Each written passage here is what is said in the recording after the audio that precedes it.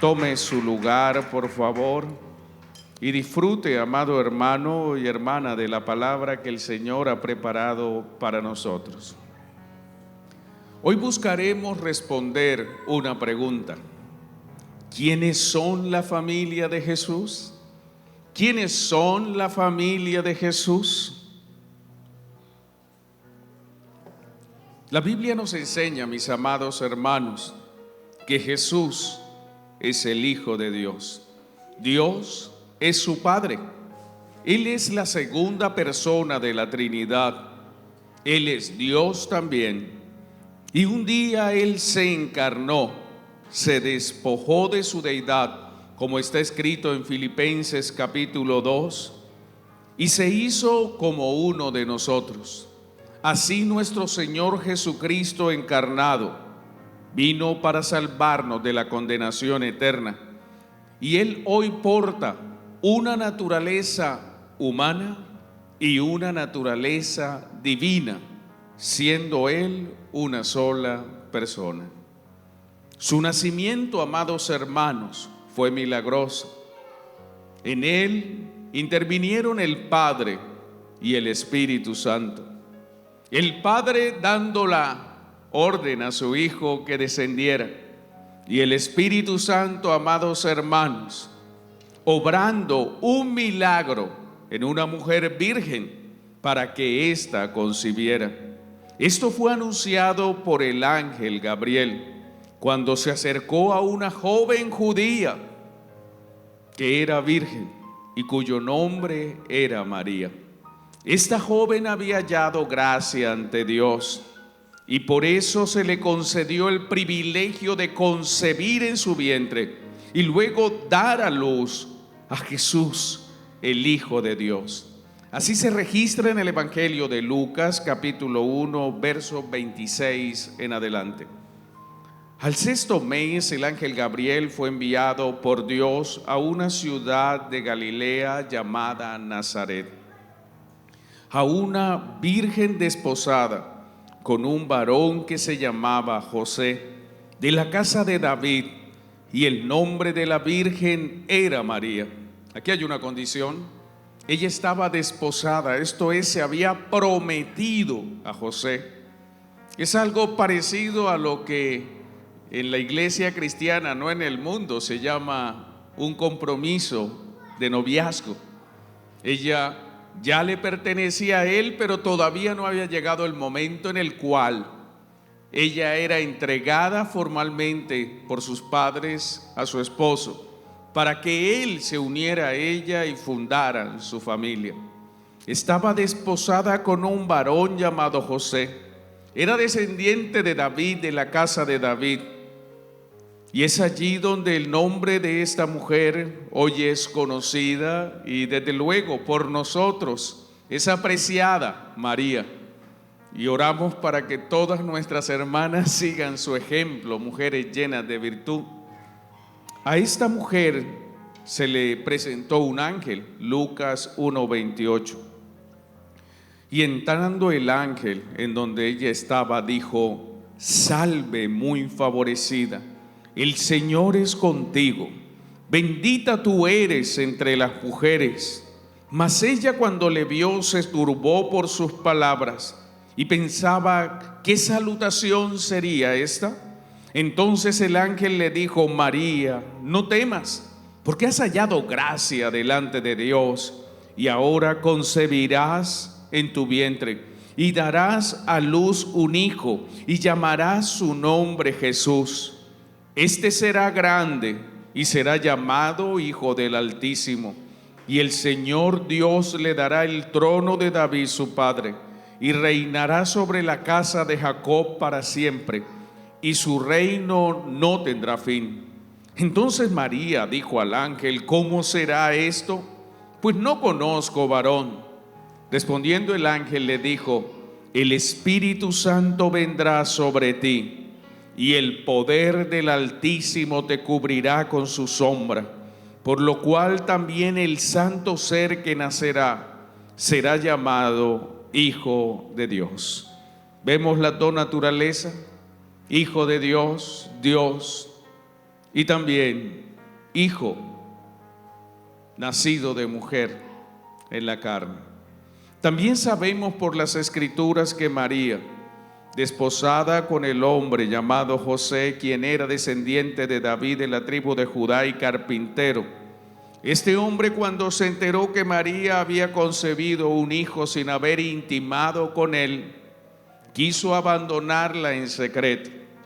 Pero Dios se le apareció a José en sueño y le reveló la naturaleza del santo ser que María portaba en su vientre. Se registra en Mateo 1:18 este momento en el cual Dios le revela el propósito por el cual con quien él estaba desposado estaba embarazada y no era de él. Dice Mateo 1:18, el nacimiento de Jesús fue así, estando desposada María con su madre, con José, antes de que se juntasen, no habían tenido intimidad, era virgen María, se halló que había concebido del Espíritu Santo, una obra milagrosa atribuida al Espíritu de Dios. José, su marido, como era justo y no quería infamarla, quiso dejarla secretamente. Y pensando él en esto, he aquí un ángel del Señor le apareció en sueños y le dijo: José, hijo de David, no temas recibir a María tu mujer, porque lo que en ella es engendrado del Espíritu Santo es, y dará a luz un hijo, y llamará su nombre Jesús, porque él salvará a su pueblo de sus pecados. Todo esto aconteció para que se cumpliese lo dicho por el Señor por medio del profeta, cuando dijo: he aquí una virgen concebirá y dará a luz un hijo, y llamará su nombre Emmanuel, que traducido es Dios con nosotros. Y despertando José del sueño, hizo como el ángel del Señor le había mandado, y recibió a su mujer, pero no la conoció hasta que dio a luz a su hijo primogénito, y le puso por nombre Jesús. Como vemos, José y María constituyeron humanamente hablando una familia.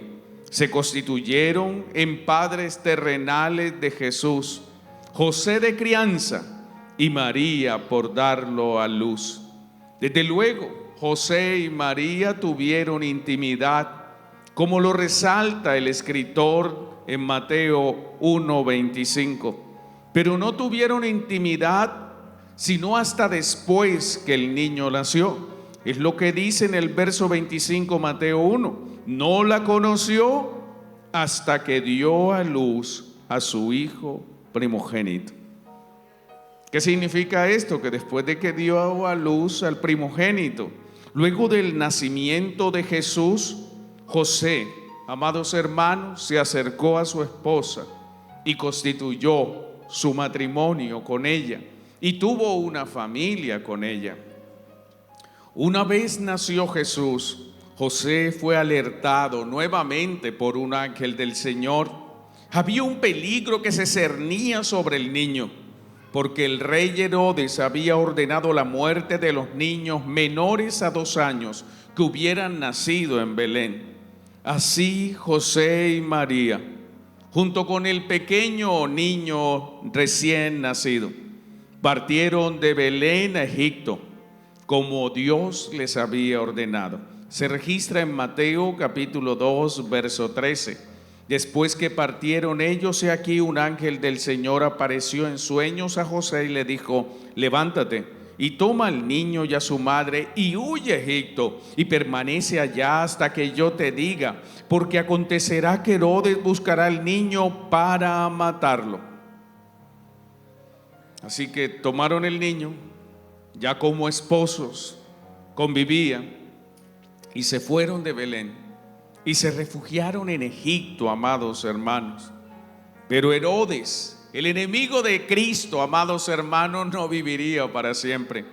Muerto Herodes, había cesado el peligro sobre el niño, y entonces José y María retornaron con Jesús de Egipto. Ya no lo hicieron a Belén, no se quedaron en Jerusalén, sino que se dirigieron a Galilea, un pequeño poblado llamado Nazaret, con menos de 500 habitantes, un pequeño poblado.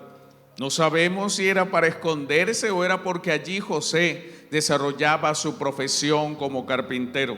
La Biblia no nos dice exactamente por qué se fueron, aunque sabemos que hay una profecía que hablaba que en la tierra de Zabulón, esto es, hacia Galilea, pues habría una gran luz, hablando del Mesías que vendría.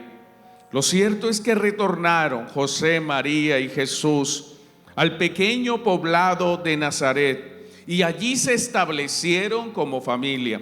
Mateo capítulo 2, verso 19. Pero después de muerto Herodes, he aquí un ángel del Señor apareció en sueños a José en Egipto diciendo: levántate, toma al niño y a su madre y vete a tierra de Israel, porque ha muerto los que procuraban la muerte del niño. Entonces él se levantó y tomó al niño y a su madre y vino a tierra de Israel. Pero oyendo que Aquelao reinaba en Judea en lugar de Herodes su padre, tuvo temor de ir allá, pero avisado por revelación en sueños, se fue a la región de Galilea y vino y habitó en la ciudad que se llamaba Nazaret, para que se cumpliese lo que fue dicho por los profetas, que había de ser llamado Nazareno. Aquí vemos ya José retorna con su mujer, retornan solo con el niño, lo que significa que no tuvieron hijos mientras estuvieron en Egipto seguramente. Y a su regreso José se estableció y ejerció su oficio de carpintero. Allí junto con María formaron una gran familia, una familia numerosa. Tuvieron muchos hijos e hijas, por lo menos 6 hijos. Y sabemos que 4 de ellos eran varones, como se registra en varios pasajes de las Escrituras. Acompáñeme a Mateo capítulo 13, verso 55 y puede confirmarlo allí. Cuando dijeron del Señor: ¿no es este el hijo del carpintero? ¿No se llama su madre y María? Hasta aquí no hay duda, era José y era María. Y sus hermanos, Jacobo, José, Simón y Judas. Aquí hay 4 varones nombrados como hijos de María y José. Esto se confirma también en Marcos 6:3. ¿No es este el carpintero, hijo de María? Jesús había aprendido de José y ya ejercía la profesión de carpintero, muy seguramente a la muerte de José como padre terrenal.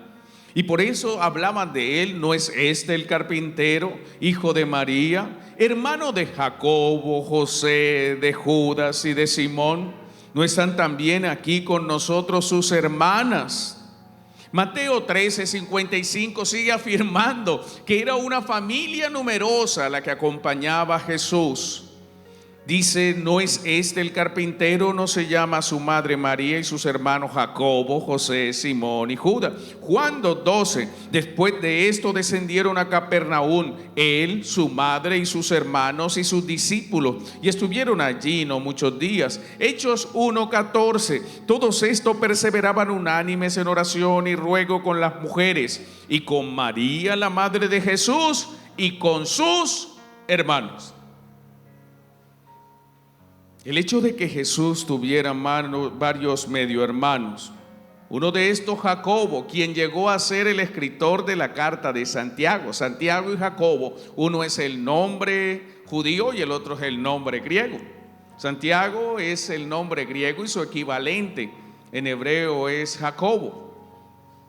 Llegó a ser un prolífico escritor.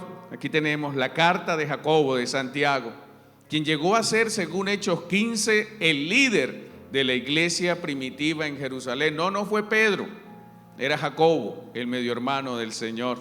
También tenemos la carta de Judas, hermano de Jacobo, medio hermano del Señor. No sabemos de Simón, no sabemos de José, pero seguramente también estuvieron vinculados años y décadas después al ministerio de Cristo.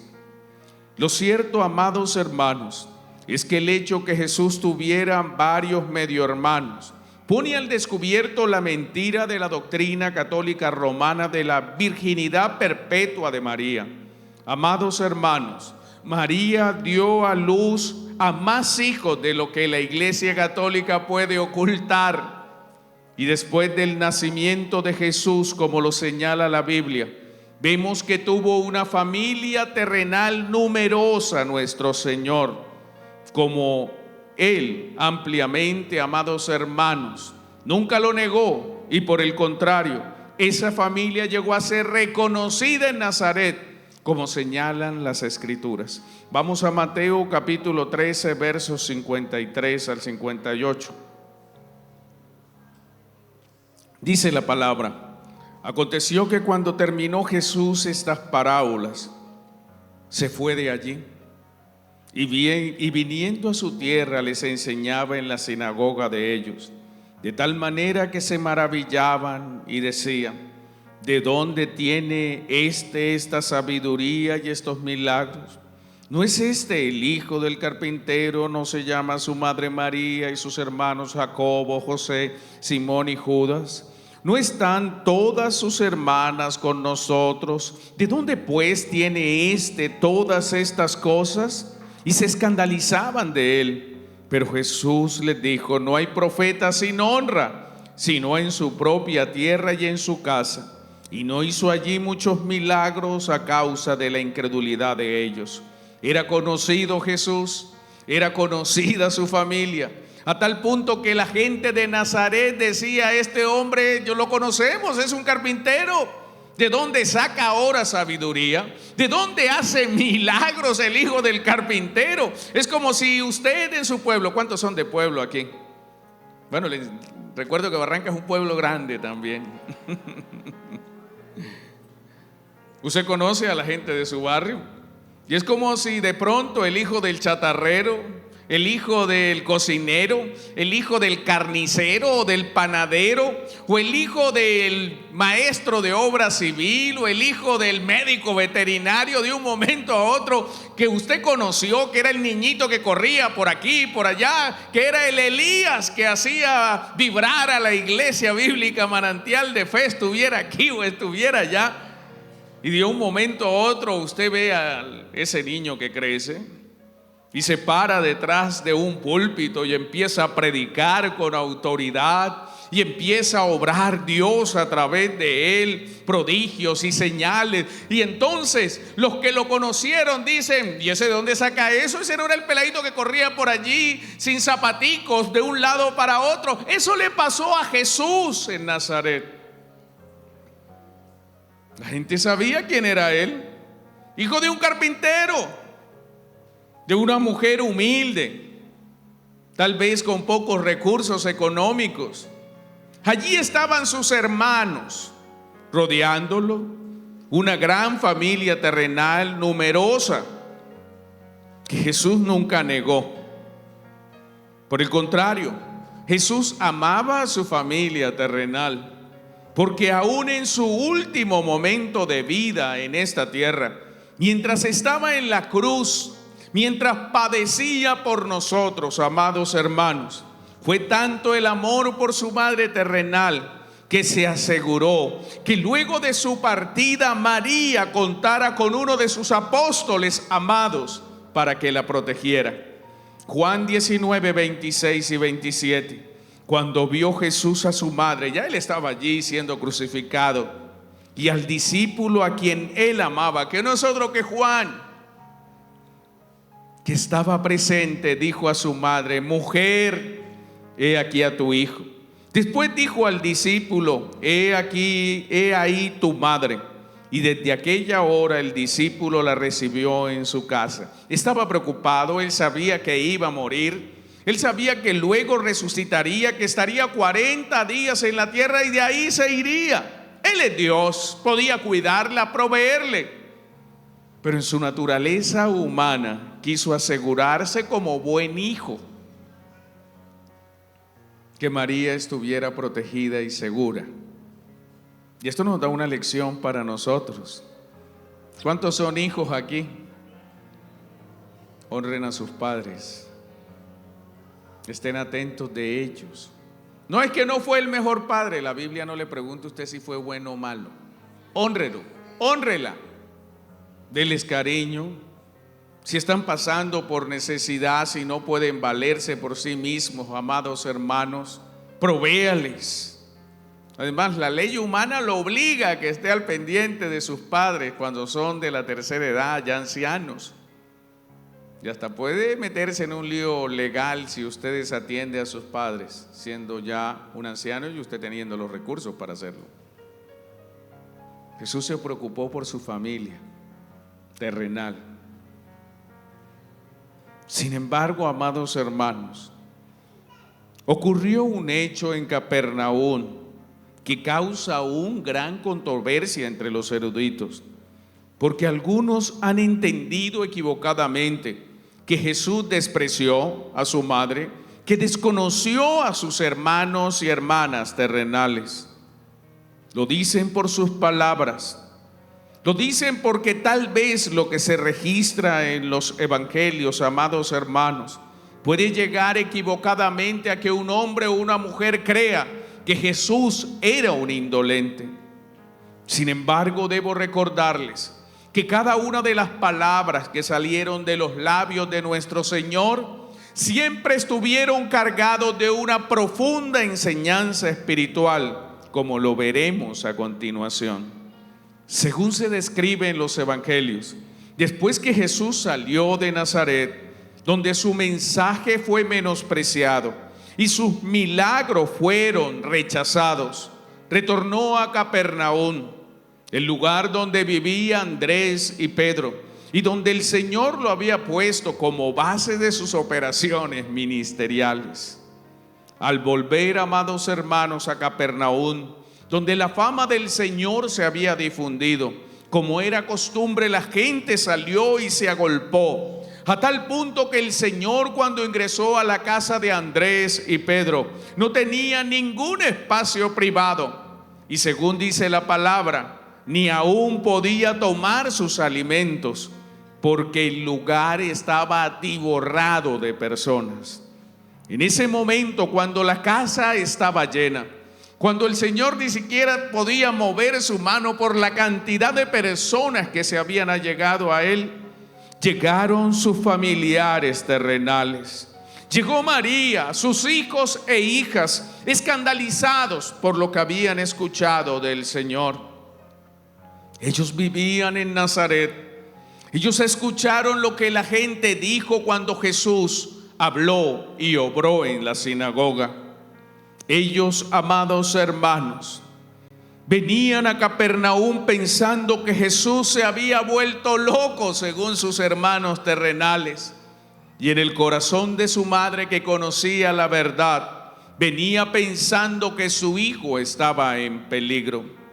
Sus familiares, amados hermanos, unos avergonzados, otros escandalizados y otros impactados, decidieron recorrer 50 kilómetros a pie desde Nazaret hasta Capernaum para ir por el Señor y llevarlo de vuelta con ellos, porque en su juicio Jesús estaba loco.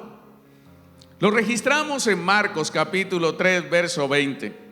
Y se agolpó de nuevo la gente, de modo que ellos ni aún podían comer el pan. Cuando lo oyeron los suyos, vinieron para prenderle, porque decían: este está fuera de sí. ¿Puede imaginarse usted esto? Que un día vinieran aquí a la puerta mi papá, mi mamá y mis hermanos y mandaran a decir con los ujieres: díganle al que está allá que baje, ese man está como chiflado.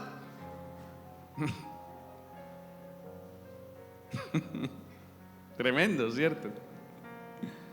María y los medio hermanos de Jesús llegaron a la puerta de la casa de Andrés y de Pedro, pero una multitud les impedía ingresar. No podían tomar posesión, no podían prenderle a Jesús para llevarlo con ellos de vuelta a Nazaret. Ellos en verdad estaban preocupados por su seguridad. Lo sabemos porque María en verdad estaba convencida por lo que le había dicho el ángel. Jesús, el Hijo de Dios, lo había concebido virginalmente. Y estaba preocupada sencillamente porque como madre tenía la preocupación natural por su hijo. Pero los medio hermanos de Jesús no creían en él. Se habían unido a esos tal vez cientos de personas de Nazaret que dudaban de Jesús. Ellos habían crecido a su lado, ellos habían visto a su hermano mayor trabajar el arte de su padre, el carpintero. Ellos habían visto a Jesús y según dice Juan capítulo 7 verso 5, porque ni aún sus hermanos creían en él. Está loco, está fuera de sí. Vamos por él a Capernaum y nos los traemos, lo prendemos, lo amarramos si toca.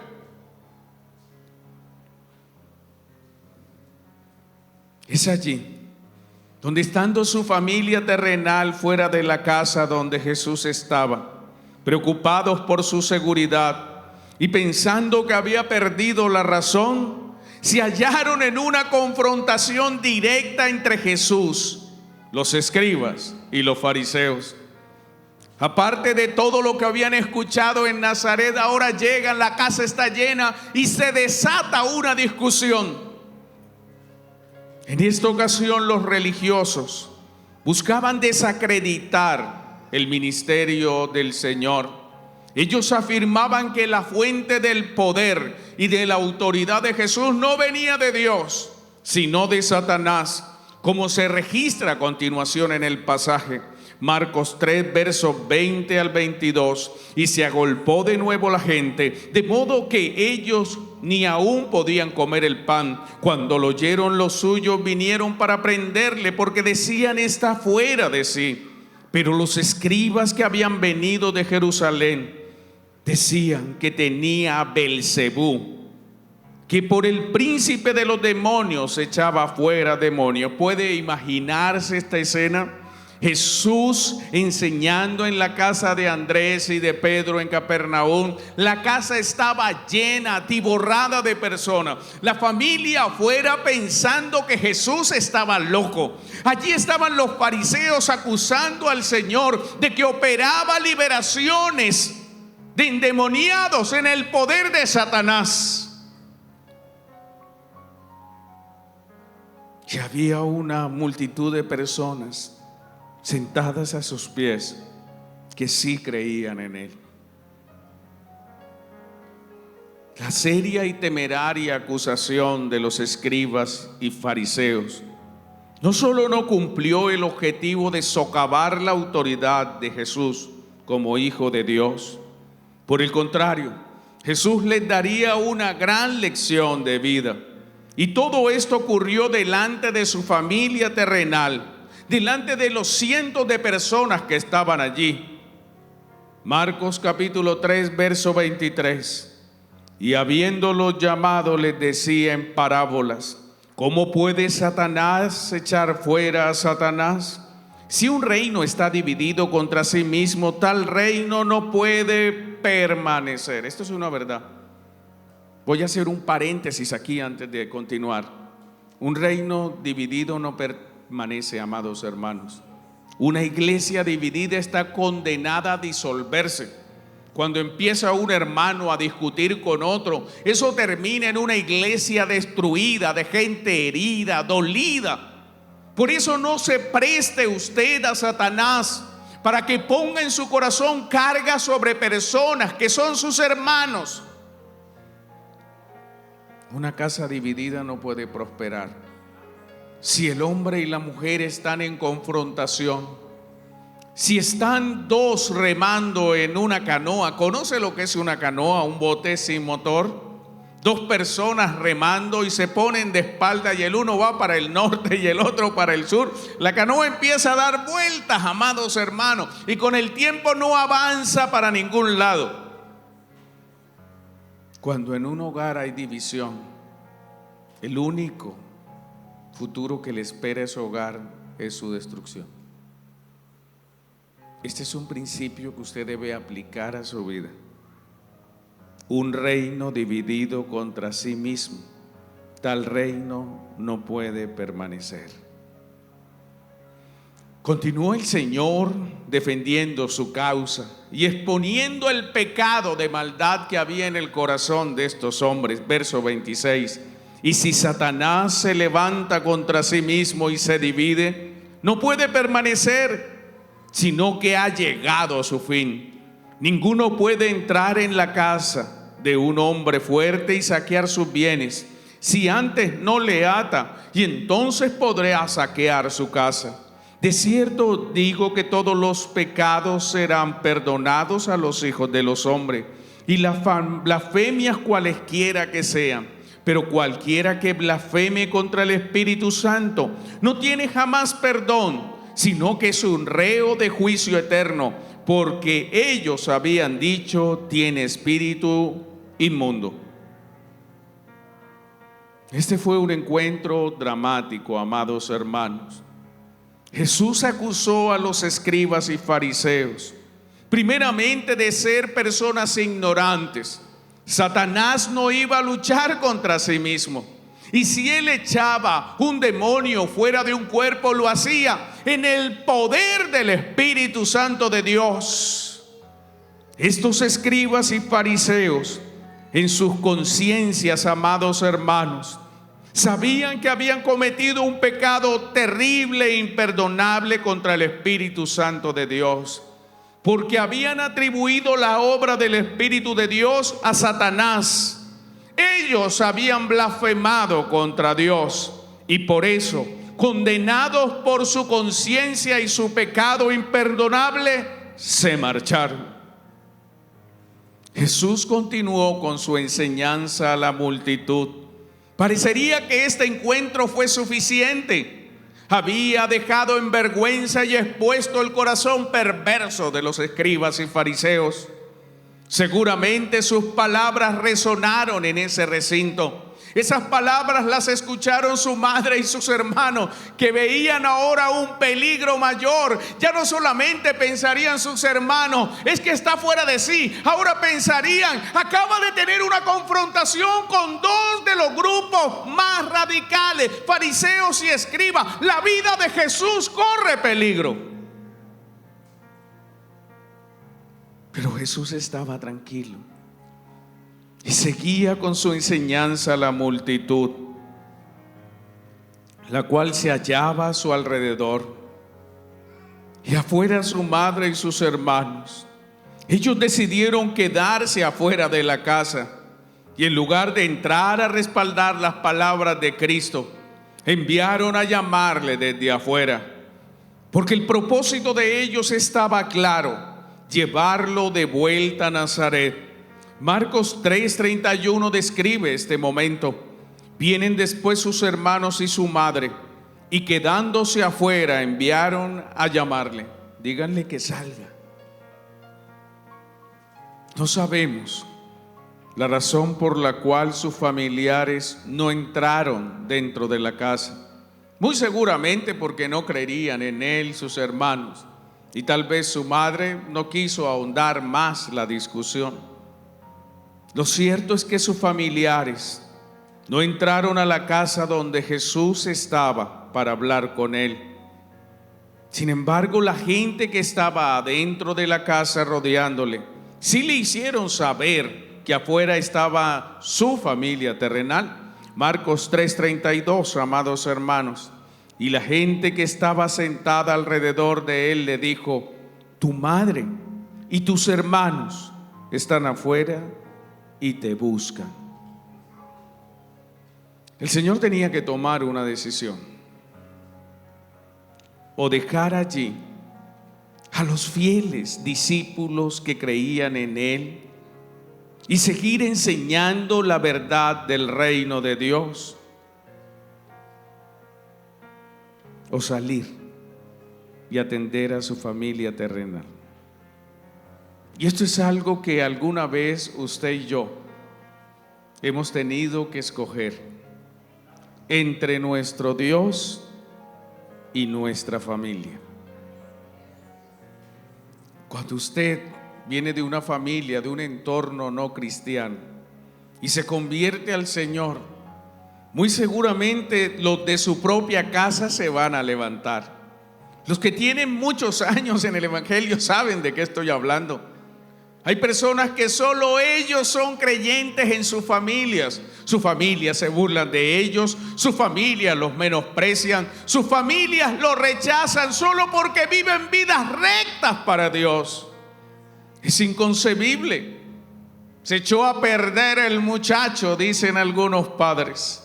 Se echó a perder esa muchacha, ahora sí se me volvió, aleluya, gloria a Dios, evangélica. La perdimos, dicen sus amigotes y amigotas.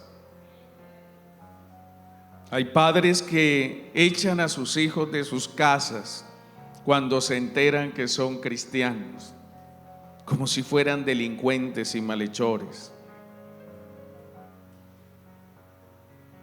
El día que usted tenga que escoger, y esto es doloroso, entre un hijo, su esposo, su esposa o Cristo, escoja siempre a Cristo. Recuerde lo que dice el Señor, que si alguno quiere ser su discípulo, tiene que negarse, ¿cierto? Tomar su cruz y seguirlo. Porque quien ama más a padre, madre, hermanos, hijos, más que a mí, no es digno de mí. Si usted pone en la balanza a Cristo y todas las personas que aman, lo más importante para un cristiano siempre será Cristo.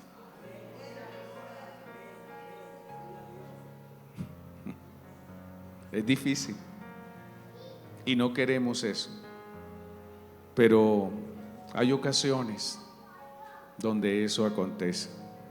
Aceptando la interrupción en su enseñanza, Jesús no salió. Él prefirió quedarse con sus discípulos.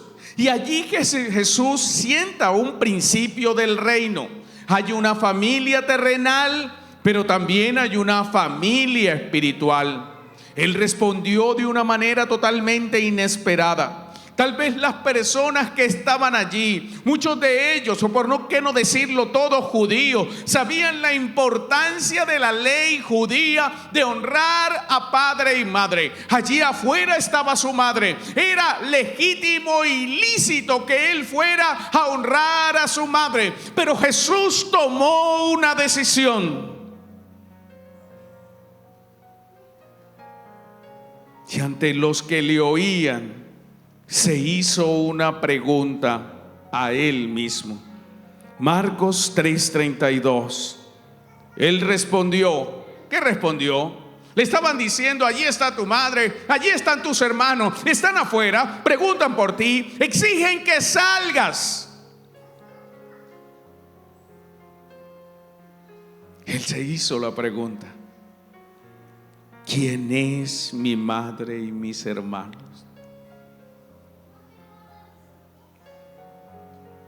Hago esa misma pregunta: ¿quiénes son sus hermanos?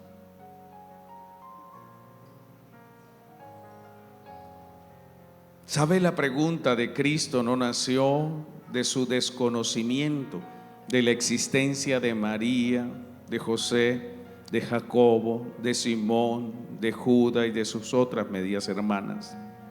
Él conocía muy bien a cada uno de sus medios hermanos, y estoy seguro que él los amaba también.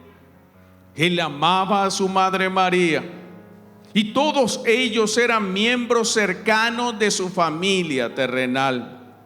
Tampoco era falta de cortesía o de respeto hacia su madre y hermanos, porque él los amaba sinceramente. Pero cuando tuvo que elegir entre la familia de la fe y la familia terrenal, él escogió a la familia espiritual en lugar de la familia terrenal.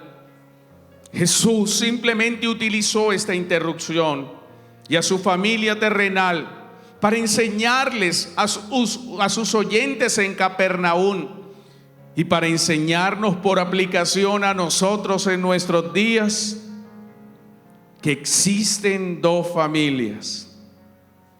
y que hay una que es más importante que otra.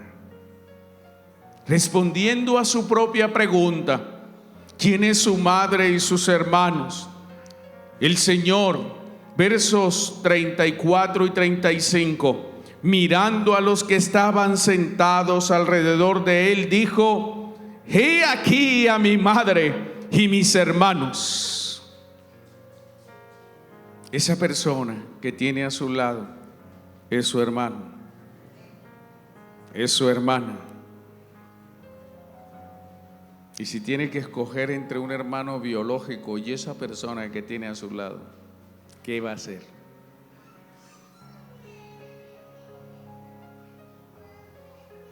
Y él explica por qué ellos eran sus hermanos y su madre, su familia espiritual. Él dice: porque todo aquel que hace la voluntad de Dios, ese es mi hermano y mi hermana y mi madre.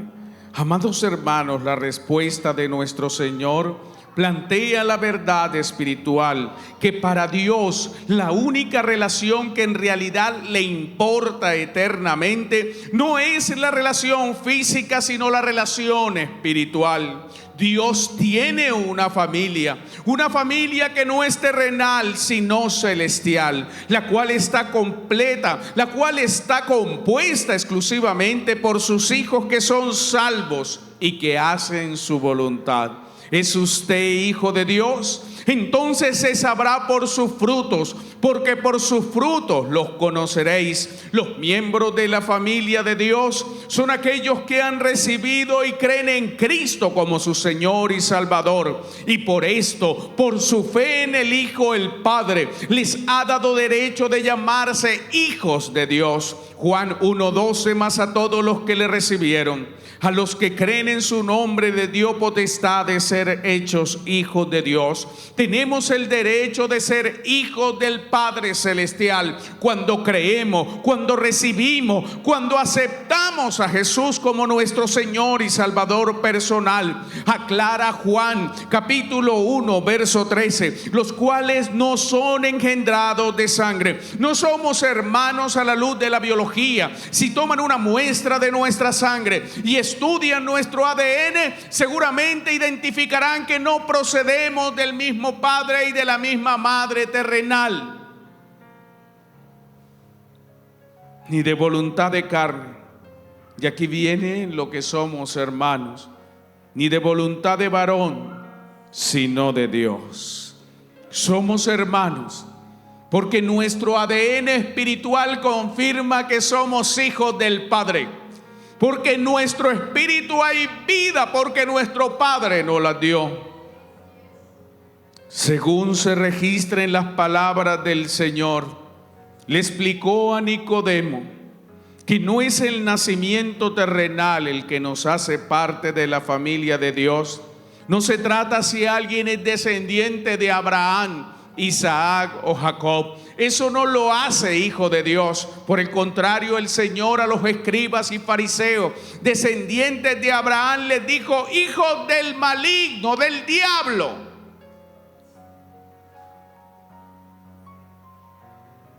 Pero haber nacido de arriba, por la obra santa y milagrosa en el nuevo nacimiento operado por el Espíritu Santo de Dios, es lo que nos hace familia de Dios e hijos de Dios en Cristo.